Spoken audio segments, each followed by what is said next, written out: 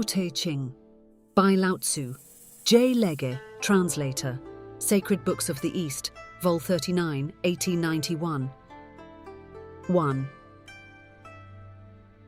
The Tao that can be trodden is not the enduring and unchanging Tao. The name that can be named is not the enduring and unchanging name. Conceived of as having no name, it is the originator of heaven and earth. Conceived of as having a name, it is the mother of all things.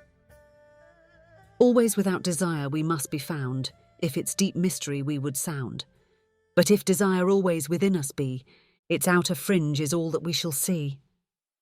Under these two aspects it is really the same, but as development takes place, it receives the different names. Together we call them the mystery. Where the mystery is the deepest is the gate of all that is subtle and wonderful. 2.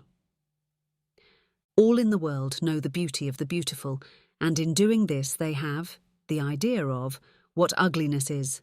They all know the skill of the skillful, and in doing this they have the idea of what the want of skill is.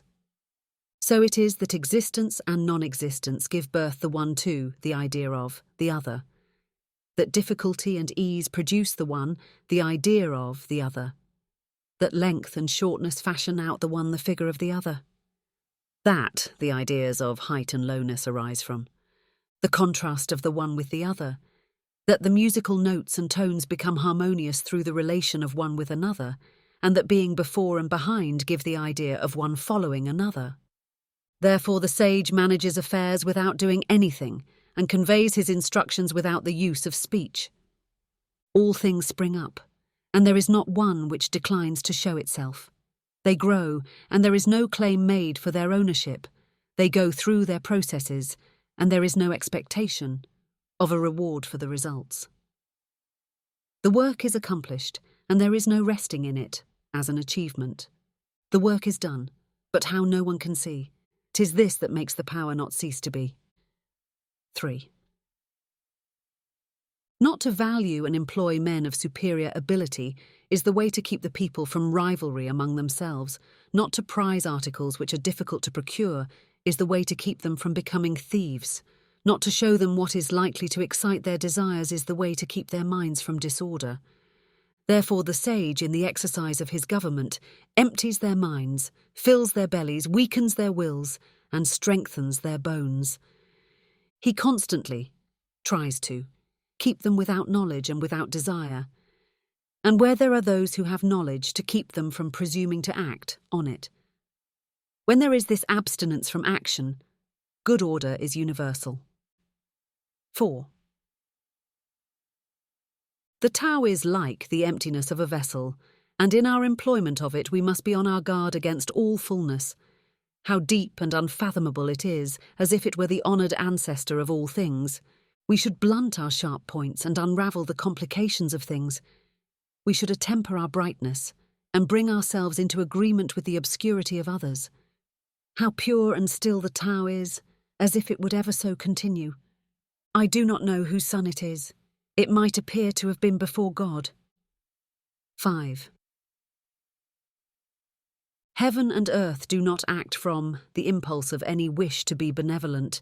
They deal with all things as the dogs of grass are dealt with. The sages do not act from any wish to be benevolent. They deal with the people as the dogs of grass are dealt with. May not the space between heaven and earth be compared to a bellows? 'Tis emptied, yet it loses not its power. 'Tis moved again, and sends forth air the more. Much speech to swift exhaustion lead we see. Your inner being guard, and keep it free. 6. The valley spirit dies not, I the same. The female mystery thus do we name. Its gate, from which at first they issued forth, is called the root from which grew heaven and earth. Long and unbroken does its power remain, used gently and without the touch of pain.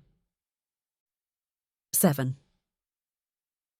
Heaven is long enduring and earth continues long. The reason why heaven and earth are able to endure and continue thus long is because they do not live of or for themselves. This is how they are able to continue and endure.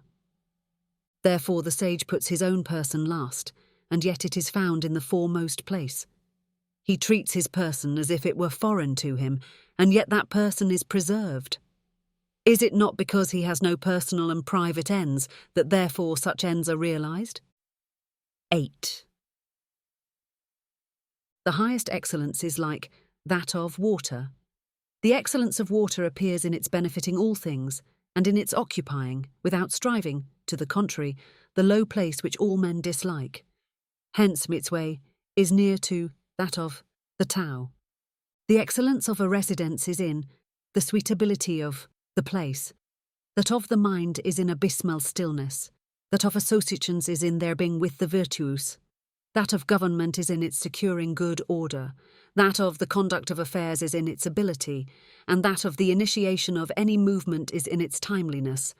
And when one with the highest excellence does not wrangle about his low position, no one finds fault with him.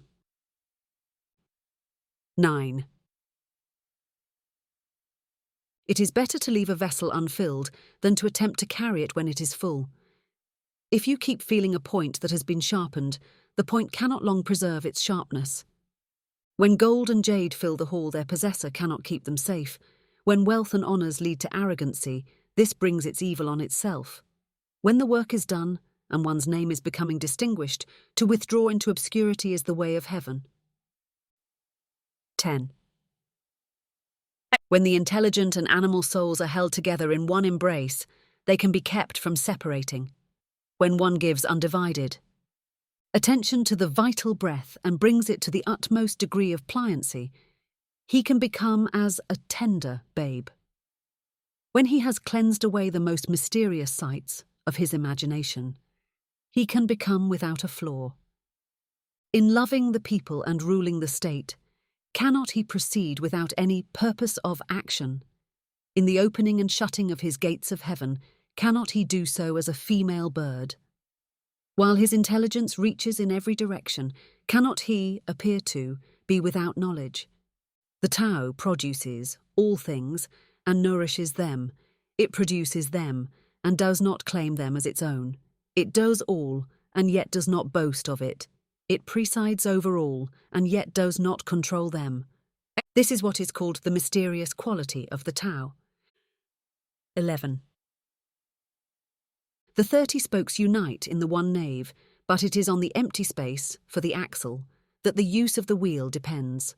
Clay is fashioned into vessels, but it is on their empty hollowness that their use depends. The door and windows are cut out from the walls to form an apartment, but it is on the empty space within that its use depends. Therefore, what has a positive existence serves for profitable adaptation, and what has not that for actual usefulness. 12. Colours 5 hues from the eyes their sight will take, music's 5 notes the ears as deaf can make, the flavours 5 deprive the mouth of taste, the chariot course and the wild hunting waste make mad the mind, and objects rare and strange, sought for, men's conduct will to evil change. Therefore the sage seeks to satisfy the craving of the belly, and not the insatiable longing of the eyes. He puts from him the latter and prefers to seek the former. 13.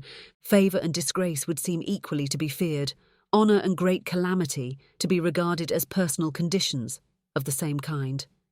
What is meant by speaking thus of favour and disgrace? Disgrace is being in a low position after the enjoyment of favour. The getting that favour leads to the apprehension of losing it, and the losing it leads to the fear of still greater calamity. This is what is meant by saying that favour and disgrace would seem equally to be feared, and what is meant by saying that honour and great calamity are to be, similarly, regarded as personal conditions. What makes me liable to great calamity is my having the body which I call myself. If I had not the body, what great calamity could come to me?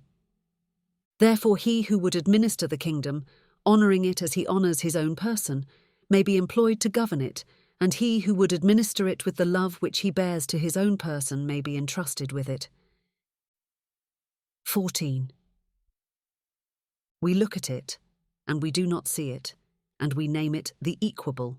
We listen to it, and we do not hear it, and we name it the inaudible. We try to grasp it, and do not get hold of it, and we name it the subtle.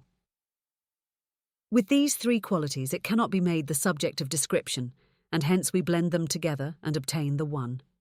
Its upper part is not bright, and its lower part is not obscure. Ceaseless in its action, it yet cannot be named, and then it again returns and becomes nothing. This is called the form of the formless, and the semblance of the invisible. This is called the fleeting and indeterminable. We meet it and do not see its front. We follow it and do not see its back. When we can lay hold of the Tao of old to direct the things of the present day, and are able to know it as it was of old in the beginning, this is called unwinding the clue of Tao. 15. The skillful masters of the Tao, in old times with a subtle and exquisite penetration, comprehended its mysteries, and were deep also, so as to elude men's knowledge.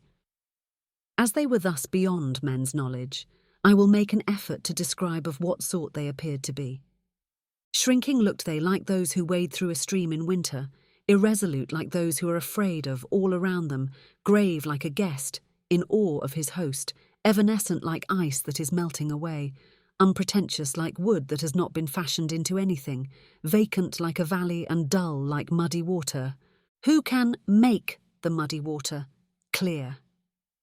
Let it be still, and it will gradually become clear. Who can secure the condition of rest? Let movement go on, and the condition of rest will gradually arise. They who preserve this method of the Tao do not wish to be full of themselves.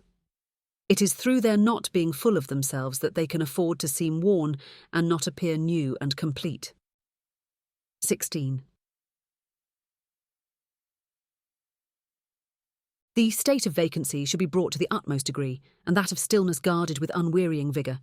All things alike go through their processes of activity, and then we see them return to their original state. When things in the vegetable world have displayed their luxuriant growth, we see each of them return to its root. This returning to their root is what we call the state of stillness, and that stillness may be called a reporting that they have fulfilled their appointed end.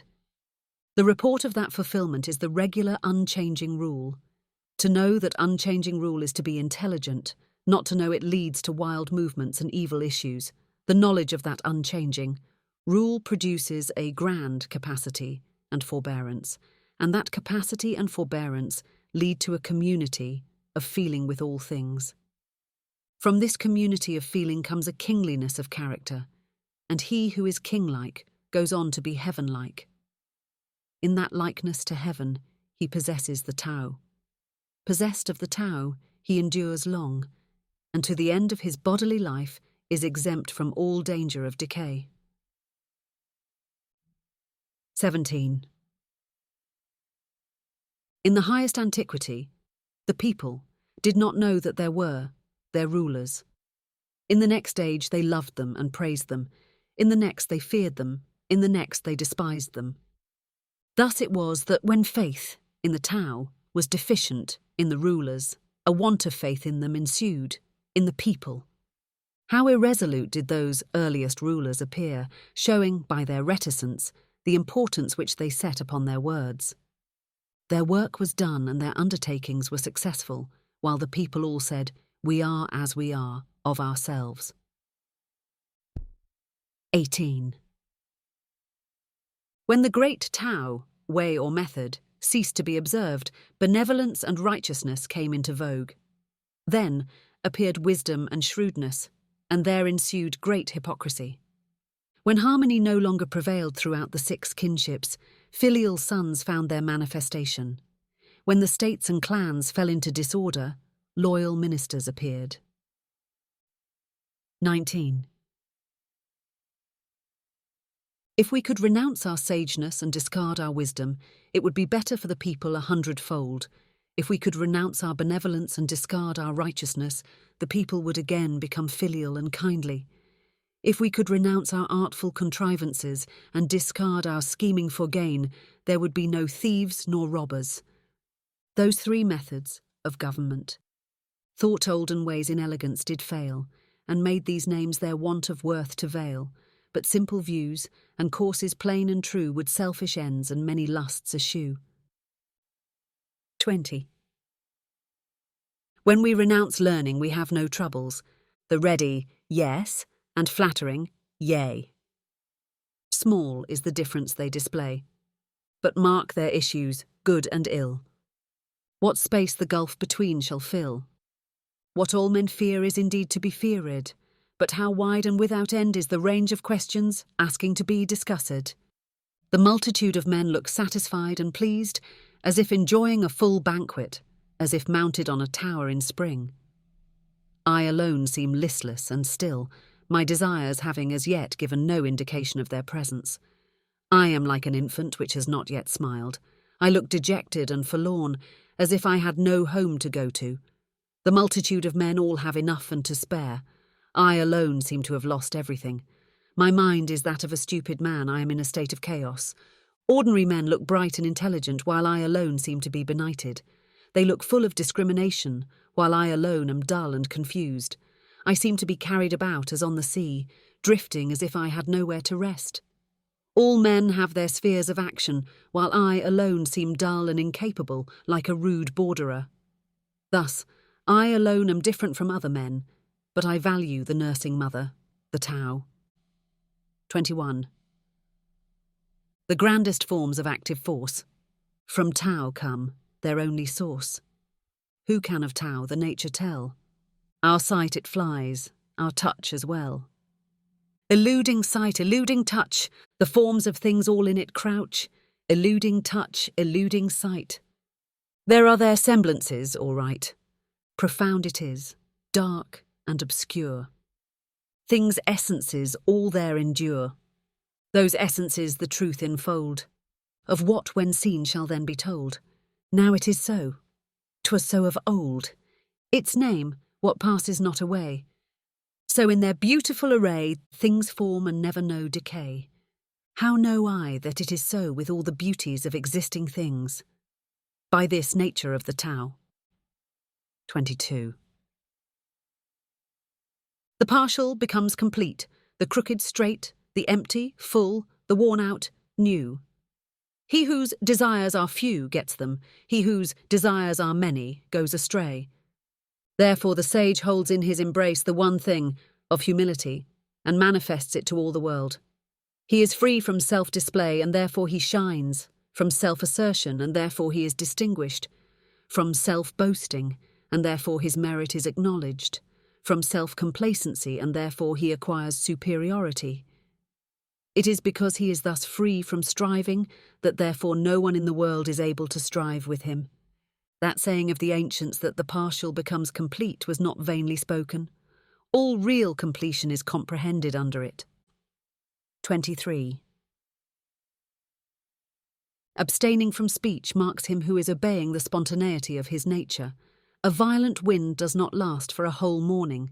A sudden rain does not last for the whole day. To whom is it that these 2 things are owing? To heaven and earth. If heaven and earth cannot make such spasmodic actings last long, how much less can man?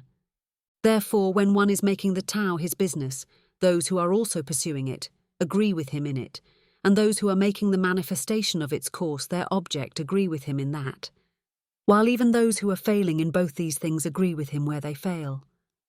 Hence, those with whom he agrees as to the Tao have the happiness of attaining to it.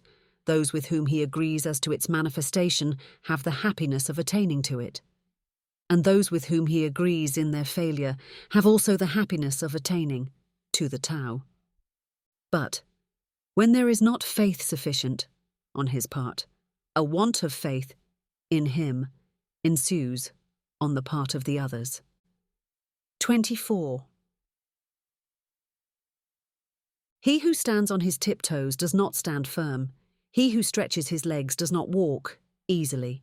So, he who displays himself does not shine. He who asserts his own views is not distinguished.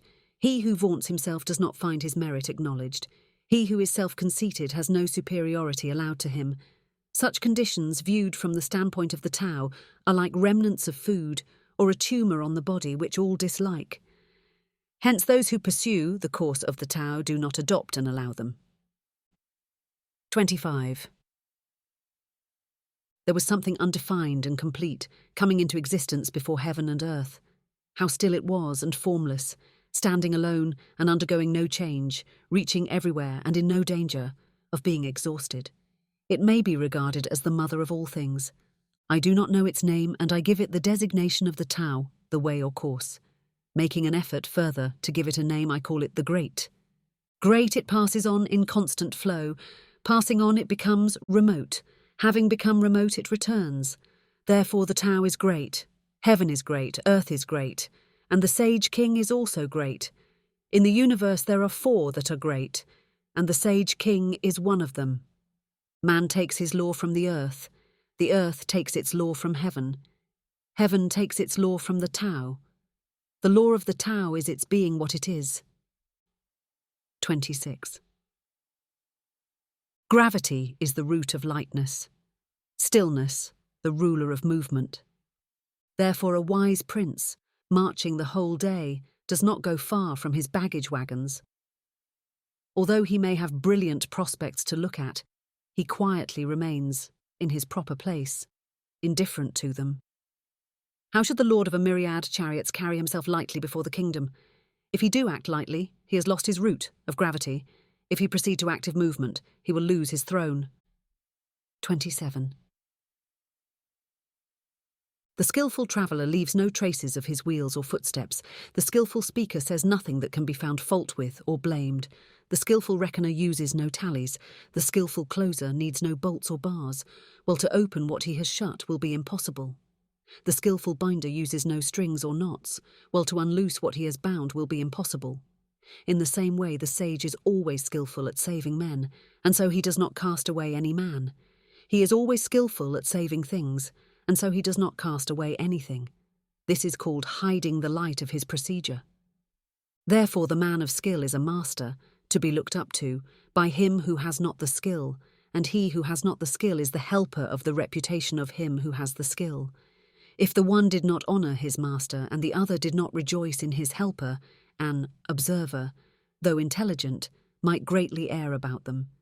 This is called the utmost degree of mystery. 28. Who knows his manhood strength, yet still his female feebleness maintains? As to one channel flow the many drains, all come to him, yea, all beneath the sky. Thus he the constant excellence retains, the simple child again, free from all stains. Who knows how white attracts, yet always keeps himself within black's shade, the pattern of humility displayed in view of all beneath the sky? He in the unchanging excellence arrayed, endless return to man's first state has made. Who knows how glory shines, and yet loves disgrace, nor ear for it is pale? Behold his presence in a spacious vale, to which men come from all beneath the sky.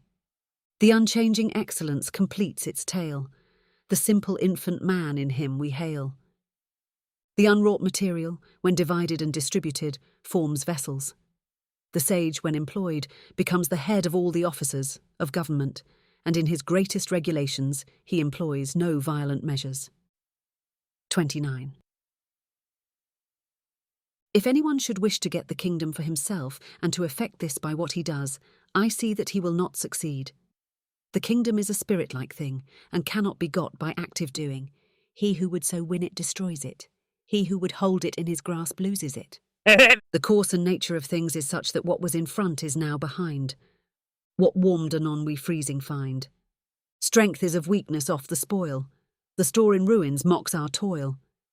Hence the sage puts away excessive effort, extravagance, and easy indulgence. 30. He who would assist a lord of men in harmony with the Tao will not assert his mastery in the kingdom by force of arms. Such a course is sure to meet with its proper return. Wherever a host is stationed, briars and thorns spring up. In the sequence of great armies there are sure to be bad years. A skillful commander strikes a decisive blow and stops. He does not dare, by continuing his operations, to assert and complete his mastery. He will strike the blow, but will be on his guard against being vain or boastful or arrogant in consequence of it. He strikes it as a matter of necessity. He strikes it, but not from a wish for mastery. When things have attained their strong maturity, they become old. This may be said to be not in accordance with the Tao, and what is not in accordance with it soon comes to an end. 31. Now, arms, however beautiful, are instruments of evil omen, hateful, it may be said, to all creatures. Therefore they who have the Tao do not like to employ them. The superior man ordinarily considers the left hand the most honourable place, but in time of war the right hand. Those sharp weapons are instruments of evil omen, and not the instruments of the superior man. He uses them only on the compulsion of necessity. Calm and repose are what he prizes. Victory, by force of arms, is to him undesirable. To consider this desirable would be to delight in the slaughter of men, and he who delights in the slaughter of men cannot get his will in the kingdom. On occasions of festivity, to be on the left hand is the prized position. On occasions of mourning, the right hand. The second in command of the army has his place on the left. The general commanding-in-chief has his on the right. His place, that is assigned to him as in the rites of mourning. He who has killed multitudes of men should weep for them with the bitterest grief, and the victor in battle has his place, rightly, according to those rites. 32. The Tao, considered as unchanging, has no name. Though in its primordial simplicity it may be small, the whole world dares not deal with one embodying it as a minister. If a feudal prince or the king could guard and hold it, all would spontaneously submit themselves to him. Heaven and earth, under its guidance, unite together and send down the sweet dew, which, without the directions of men, reaches equally everywhere as of its own accord. As soon as it proceeds to action, it has a name. When it once has that name, men can know to rest in it.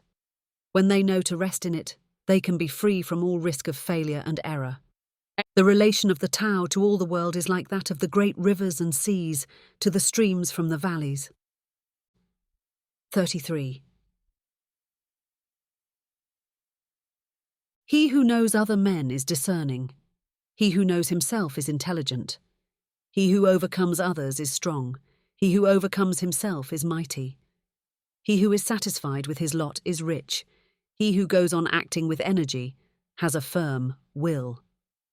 He who does not fail in the requirements of his position continues long. He who dies and yet does not perish has longevity. 34. All-pervading is the great Tao. It may be found on the left hand and on the right. All things depend on it for their production, which it gives to them, not one refusing obedience to it. When its work is accomplished, it does not claim the name of having done it. It clothes all things as with a garment, and makes no assumption of being their lord. It may be named in the smallest things. All things return to their root and disappear, and do not know that it is it which presides over their doing so. It may be named in the greatest things. Hence the sage is able, in the same way, to accomplish his great achievements. It is through his not making himself great that he can accomplish them. 35. To him who holds in his hands the great image of the invisible Tao, the whole world repairs. Men resort to him and receive no hurt, but find rest, peace, and the feeling of ease. Music and dainties will make the passing guest stop, for a time. But though the Tao as it comes from the mouth seems insipid and has no flavour, though it seems not worth being looked at or listened to, the use of it is inexhaustible. 36. When one is about to take an inspiration, he is sure to make a previous expiration. When he is going to weaken another, he will first strengthen him. When he is going to overthrow another, he will first have raised him up. When he is going to despoil another, he will first have made gifts to him. This is called hiding the light of his procedure. The soft overcomes the hard, and the weak the strong. Fishes should not be taken from the deep. Instruments for the profit of a state should not be shown to the people. 37. The Tao in its regular course does nothing for the sake of doing it. and so there is nothing which it does not do. If princes and kings were able to maintain it, all things would of themselves be transformed by them. If this transformation became to me an object of desire, I would express the desire by the nameless simplicity. Simplicity without a name is free from all external aim, with no desire, at rest and still, all things go right as of their will. 38. Those who possessed in highest degree the attributes of the Tao did not seek to show them, and therefore they possessed them in fullest measure. Those who possessed in a lower degree those attributes sought how not to lose them, and therefore they did not possess them in fullest measure. Those who possessed in the highest degree those attributes did nothing with a purpose and had no need to do anything. Those who possessed them in a lower degree were always doing and had need to be so doing. Those who possessed the highest benevolence were always seeking to carry it out and had no need to be doing so. Those who possessed the highest righteousness were always seeking to carry it out and had need to be so doing. Those who possessed the highest sense of propriety were always seeking to show it, and when men did not respond to it, they bared the arm and marched up to them. Thus it was that when the Tao was lost, its attributes appeared. When its attributes were lost, benevolence appeared. When benevolence was lost, righteousness appeared. And when righteousness was lost, the proprieties appeared. Now propriety is the attenuated form of leal-heartedness and good faith, and is also the commencement of disorder. Swift apprehension is, only, a flower of the Tao, and is the beginning of stupidity. Thus it is that the great man abides by what is solid, and eschews what is flimsy, dwells with the fruit, and not with the flower. It is thus that he puts away the one, and makes choice of the other.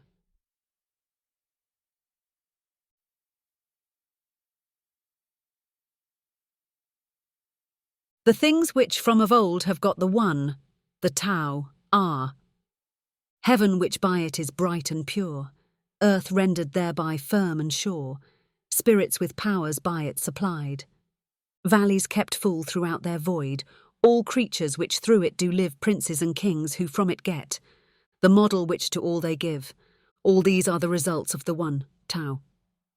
If heaven were not thus pure, it soon would rend. If earth were not thus sure, 'twould break and bend. Without these powers, the spirits soon would fail. If not so filled, the drought would parch each vale. Without that life, creatures would pass away. Princes and kings, without that moral sway, however grand and high, would all decay. Thus it is that dignity finds its firm root in its previous meanness, and what is lofty finds its stability in the lowness from which it rises. Hence, princes and kings call themselves orphans. Men of small virtue, and as carriages without a nave. Is not this an acknowledgment that in their considering themselves mean they see the foundation of their dignity? So it is that in the enumeration of the different parts of a carriage, we do not come on what makes it answer the ends of a carriage. They do not wish to show themselves elegant-looking as jade, but prefer to be coarse-looking as an ordinary stone. 40. The movement of the Tao. By contraries proceeds, and weakness marks the course of Tao's mighty deeds.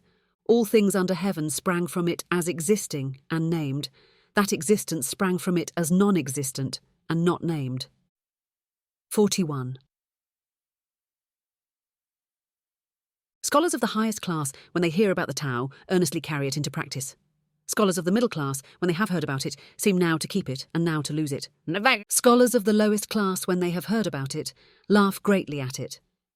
If it were not thus laughed at, it would not be fit to be the Tao. Therefore the sentence makers have thus expressed themselves.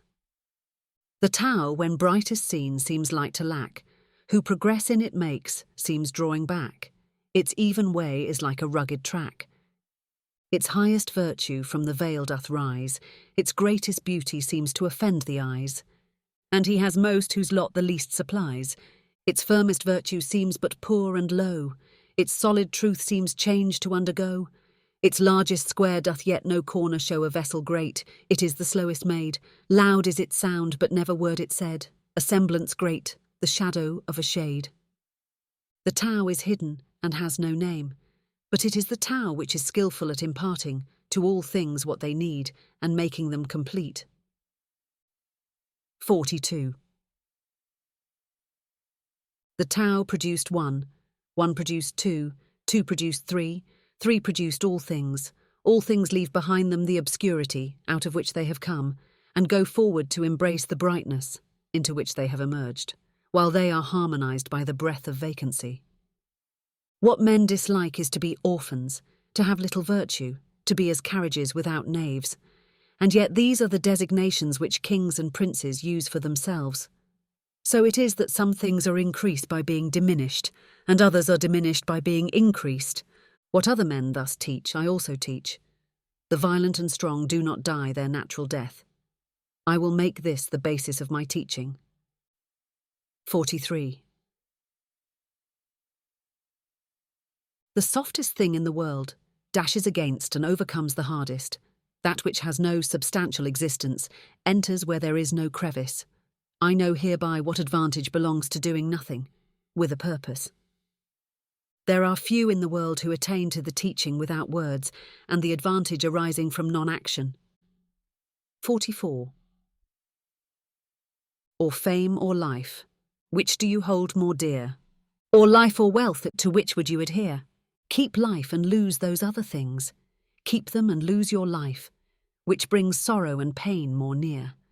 Thus we may see him who cleaves to fame, rejects what is more great, who loves large stores, gives up the rich estate, who is content, needs fear no shame, who knows to stop, incurs no blame, but from danger free, long live shall he. 45. Who thinks his great achievements poor shall find his vigour long endure.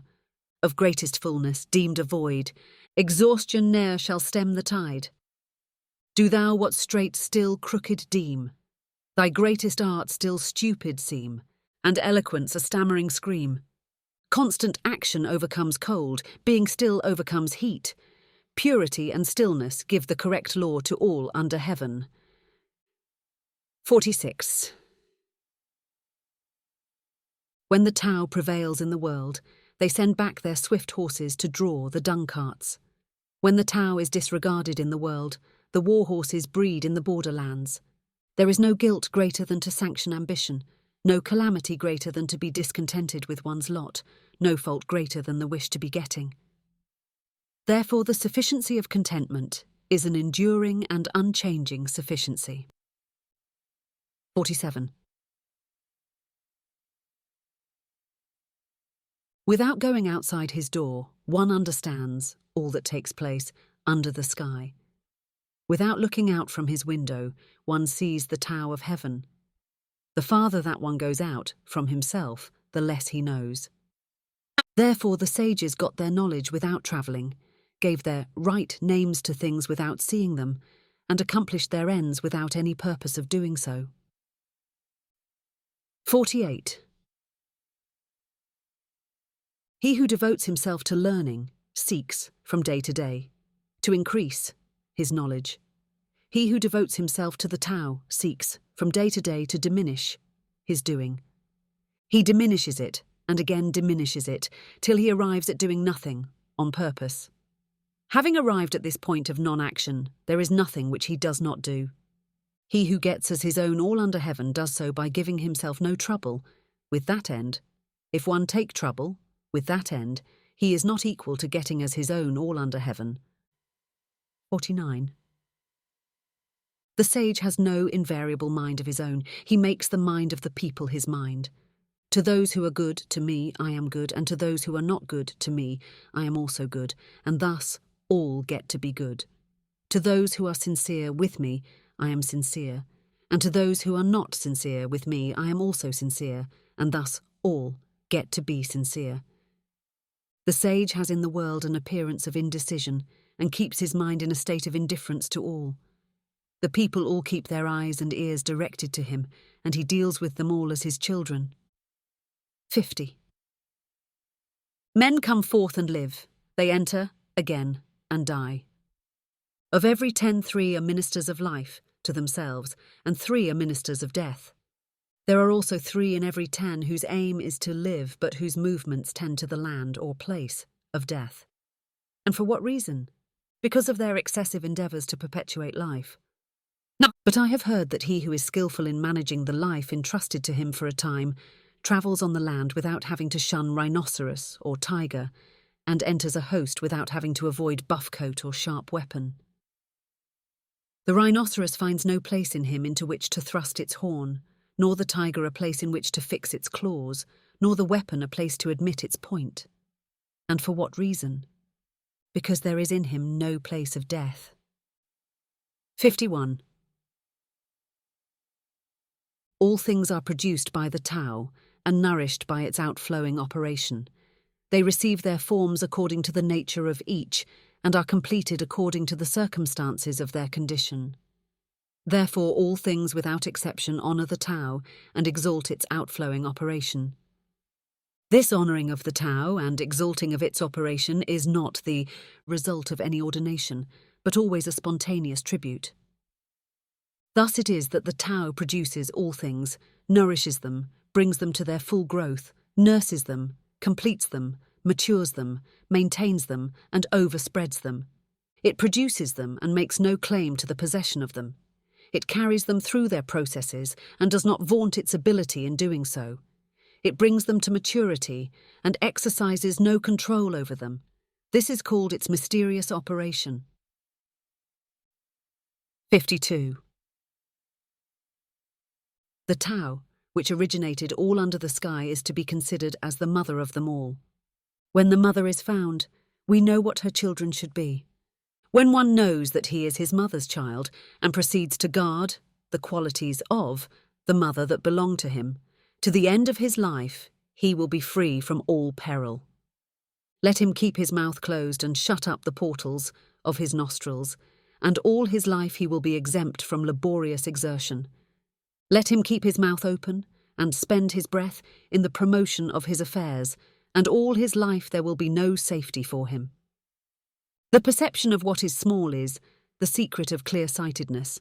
The guarding of what is soft and tender is the secret of strength. Who uses well his light, reverting to its source so bright, will from his body ward all blight, and hides the unchanging from men's sight. 53. If I were suddenly to become known and put into a position to conduct a government according to the great Tao, what I should be most afraid of would be a boastful display. The great Tao, or way, is very level and easy, but people love the byways. Their courtyards and buildings shall be well kept, but their fields shall be ill cultivated, and their granaries very empty. They shall wear elegant and ornamented robes, carry a sharp sword at their girdle, pamper themselves in eating and drinking, and have a superabundance of property and wealth. Such princes may be called robbers and boasters. This is contrary to the Tao, surely. 54. What Tao's skilful planter plants can never be uptorn. What his skilful arms enfold, from him can ne'er be born. Sons shall bring in lengthening line sacrifices to his shrine. Tao, when nursed within oneself, his vigour will make true. And where the family it rules, what riches will accrue? The neighbourhood where it prevails, in thriving will abound. And when 'tis seen throughout the state, good fortune will be found. Employ it the kingdom o'er, and men thrive all around. In this way the effect will be seen in the person, by the observation of different cases, in the family, in the neighbourhood, in the state, and in the kingdom. How do I know that this effect is sure to hold thus all under the sky? By this method of observation. 55. He who has in himself abundantly the attributes of the Tao is like an infant. Poisonous insects will not sting him, fierce beasts will not seize him, birds of prey will not strike him. The infant's bones are weak and its sinews soft, but yet its grasp is firm. It knows not yet the union of male and female, and yet its virile member may be excited, showing the perfection of its physical essence. All day long it will cry without its throat becoming hoarse, showing the harmony in its constitution. To him by whom this harmony is known, the secret of, the unchanging, Tao, is shown, and in the knowledge wisdom finds its throne. All life-increasing arts to evil turn, where the mind makes the vital breath to burn, false, is the strength, and o'er it we should mourn. When things have become strong, they then become old, which may be said to be contrary to the Tao. Whatever is contrary to the Tao soon ends. 56. He who knows the Tao does not care to speak about it. He who is ever ready to speak about it does not know it. He who knows it will keep his mouth shut and close the portals of his nostrils. He will blunt his sharp points and unravel the complications of things. He will attemper his brightness and bring himself into agreement with the obscurity of others. This is called the mysterious agreement. Such an one cannot be treated familiarly or distantly. He is beyond all consideration of profit or injury, of nobility or meanness.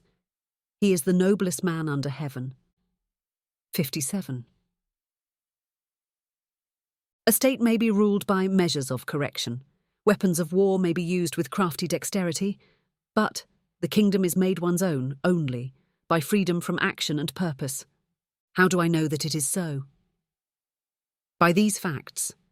In the kingdom, the multiplication of prohibitive enactments increases the poverty of the people. The more implements to add to their profit that the people have, the greater disorder is there in the state and clan. The more acts of crafty dexterity that men possess, the more do strange contrivances appear. The more display there is of legislation, the more thieves and robbers there are. Therefore a sage has said, I will do nothing of purpose, and the people will be transformed of themselves. I will be fond of keeping still, and the people will of themselves become correct. I will take no trouble about it, and the people will of themselves become rich. I will manifest no ambition, and the people will of themselves attain to the primitive simplicity. 58. The government that seems the most unwise, oft goodness to the people best supplies.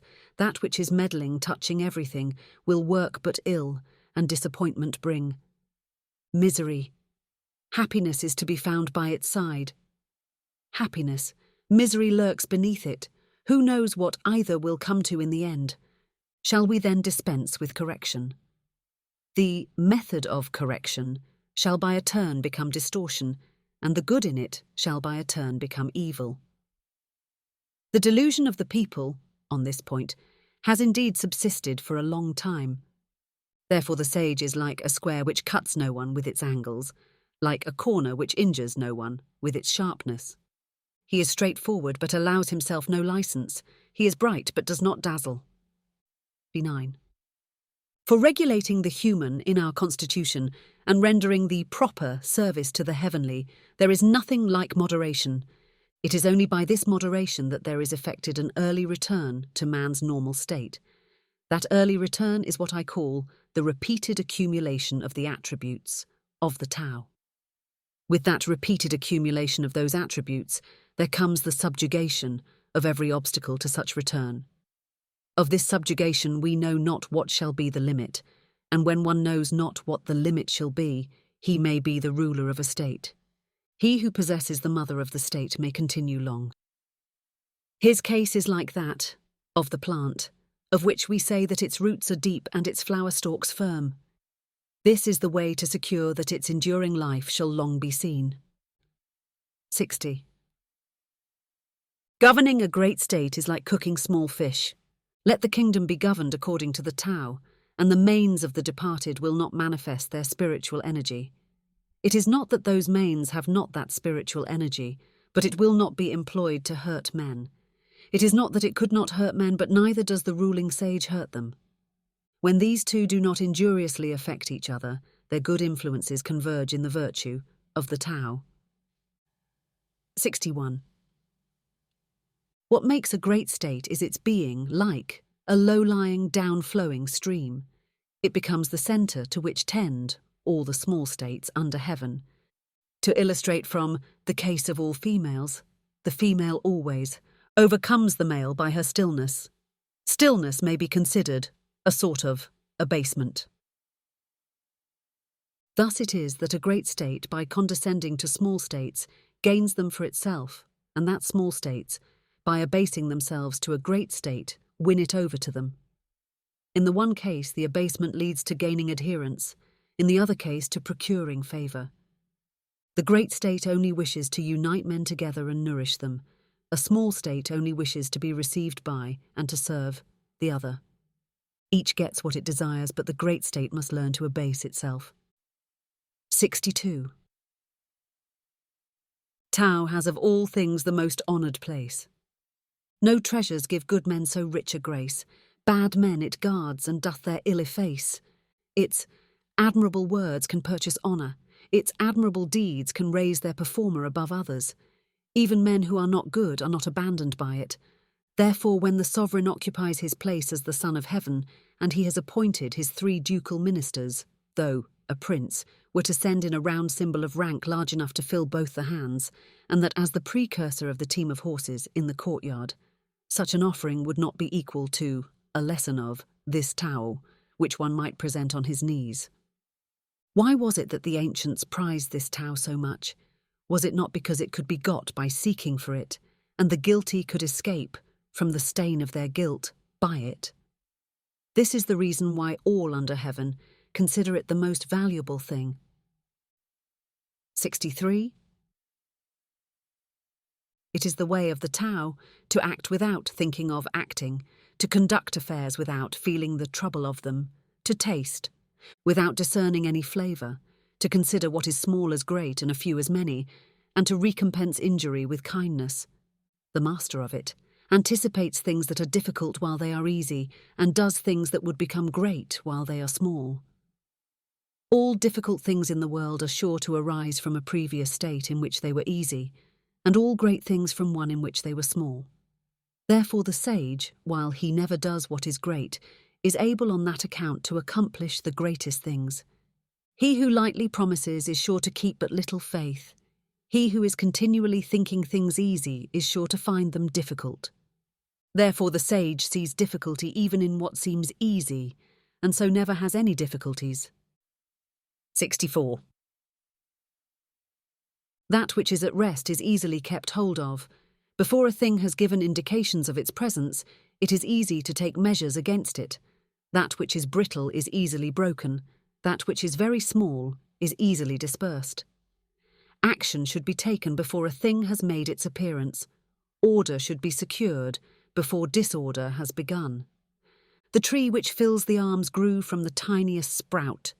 The tower of 9 stories rose from a small heap of earth. The journey of 1,000 li commenced with a single step. He who acts with an ulterior purpose does harm. He who takes hold of a thing in the same way loses his hold. The sage does not act so, and therefore does no harm. He does not lay hold so, and therefore does not lose his bold. But people in their conduct of affairs are constantly ruining them when they are on the eve of success. If they were careful at the end, as they should be at the beginning, they would not so ruin them. Therefore the sage desires what other men do not desire, and does not prize things difficult to get. He learns what other men do not learn, and turns back to what the multitude of men have passed by. Thus he helps the natural development of all things, and does not dare to act with an ulterior purpose of his own. 65. The ancients who showed their skill in practicing the Tao did so, not to enlighten the people, but rather to make them simple and ignorant. The difficulty in governing the people arises from their having much knowledge. He who tries to govern a state by his wisdom is a scourge to it, while he who does not try to do so is a blessing. He who knows these 2 things finds in them also his model and rule. Ability to know this model and rule constitutes what we call the mysterious excellence of a governor. Deep and far-reaching is such mysterious excellence, showing indeed its possessor as opposite to others, but leading them to a great conformity to him. 66. That whereby the rivers and seas are able to receive the homage and tribute of all the valley streams is their skill in being lower than they. It is thus that they are the kings of them all. So it is that the sage ruler, wishing to be above men, puts himself by his words below them and, wishing to be before them, places his person behind them. In this way, though he has his place above them, men do not feel his weight, nor though he has his place before them, do they feel it an injury to them. Therefore all in the world delight to exalt him and do not weary of him, because he does not strive. No one finds it possible to strive with him. 67. All the world says that, while my Tao is great, it yet appears to be inferior to other systems of teaching. Now it is just its greatness that makes it seem to be inferior. If it were like any other system, for long would its smallness have been known. But I have 3 precious things which I prize and hold fast. The first is gentleness, the second is economy, and the third is shrinking from taking precedence of others. With that gentleness I can be bold, with that economy I can be liberal. Shrinking from taking precedence of others, I can become a vessel of the highest honour. Nowadays they give up gentleness and are all for being bold, economy and are all for being liberal, the hindmost place and seek only to be foremost, of all which the end is death. Gentleness is sure to be victorious even in battle and firmly to maintain its ground.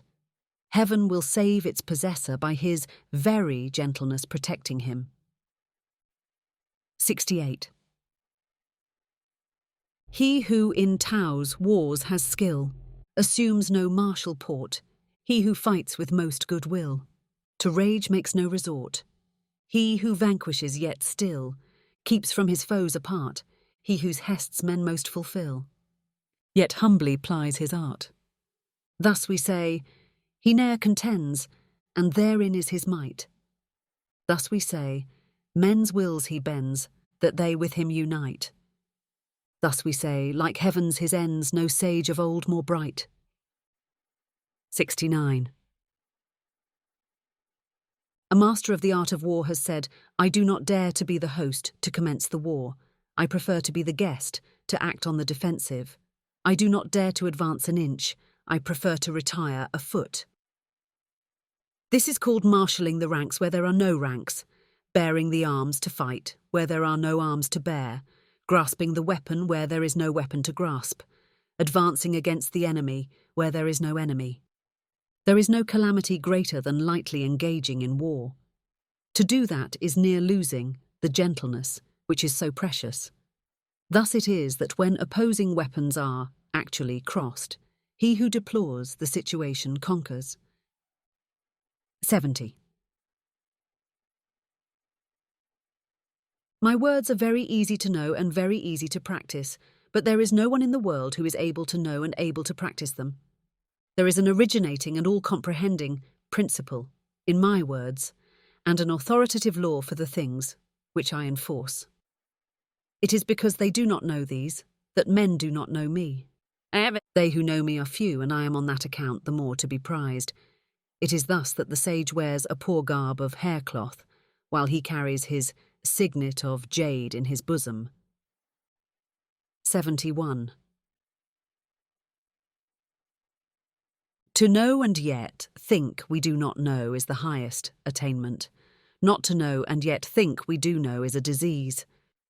It is simply by being pained at, the thought of, having this disease that we are preserved from it. The sage has not the disease. He knows the pain that would be inseparable from it, and therefore he does not have it. 72. When the people do not fear what they ought to fear, that which is their great dread will come on them. Let them not thoughtlessly indulge themselves in their ordinary life.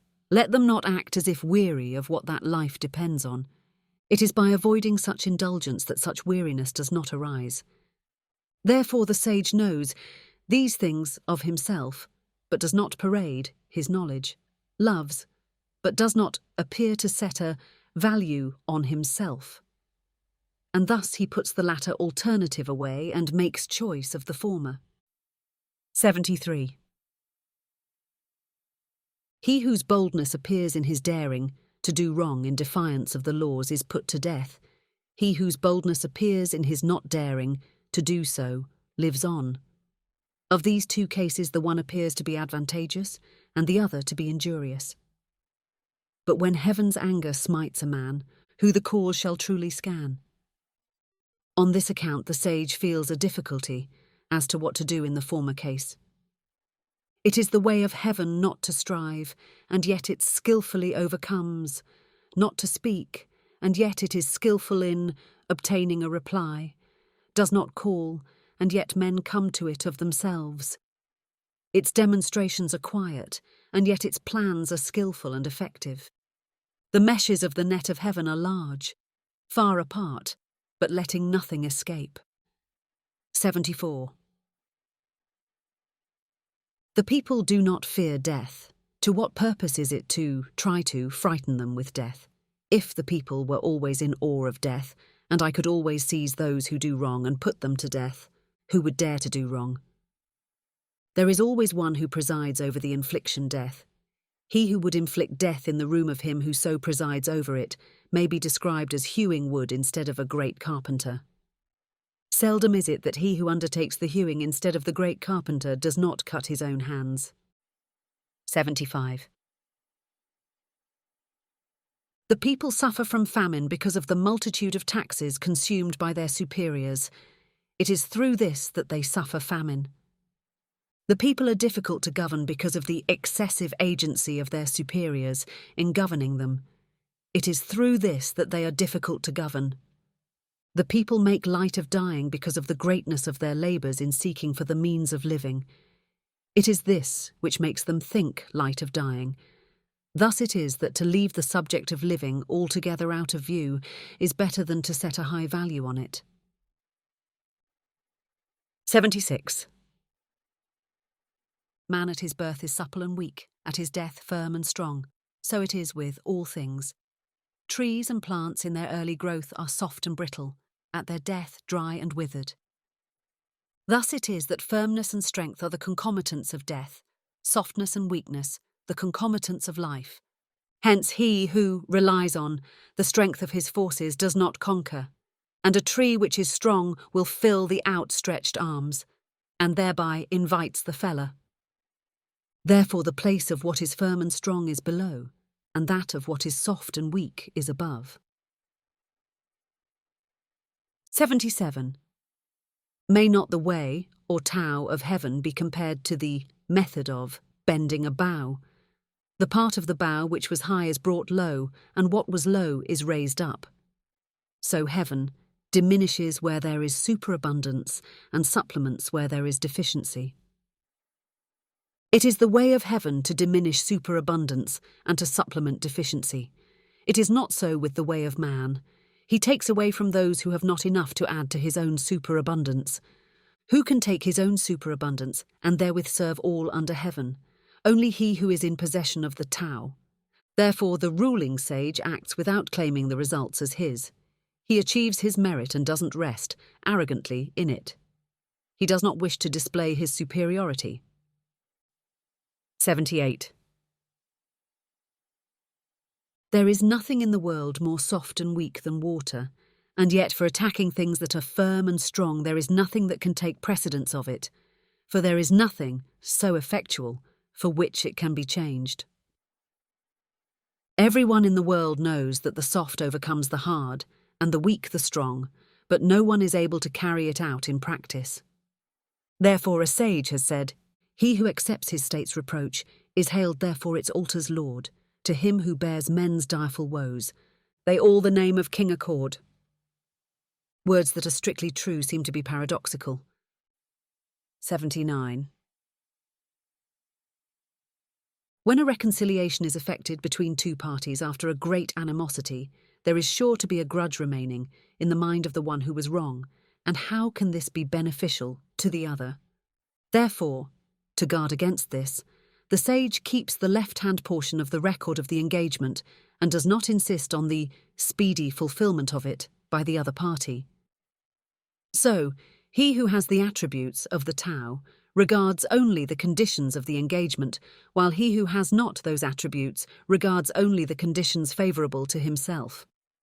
In the way of heaven, there is no partiality of love. It is always on the side of the good man. 80. In a little state with a small population, I would so order it that, though there were individuals with the abilities of 10 or 100 men, there should be no employment of them. I would make the people, while looking on death as a grievous thing, yet not remove elsewhere, to avoid it. Though they had boats and carriages, they should have no occasion to ride in them. Though they had buff coats and sharp weapons, they should have no occasion to don or use them. I would make the people return to the use of knotted cords instead of the written characters. They should think their coarse food sweet, their plain clothes beautiful, their poor dwellings places of rest, and their common simple ways sources of enjoyment. There should be a neighbouring state within sight, and the voices of the fowls and dogs should be heard all the way from it to us. But I would make the people to old age, even to death, not have any intercourse with it. 81. Sincere words are not fine, fine words are not sincere. Those who are skilled in the Tao do not dispute about it. The disputatious are not skilled in it. Those who know the Tao are not extensively learned. The extensively learned do not know it. The sage does not accumulate for himself. The more that he expends for others, the more does he possess of his own. The more that he gives to others, the more does he have himself. With all the sharpness of the way of heaven, it injures not. With all the doing in the way of the sage, he does not strive.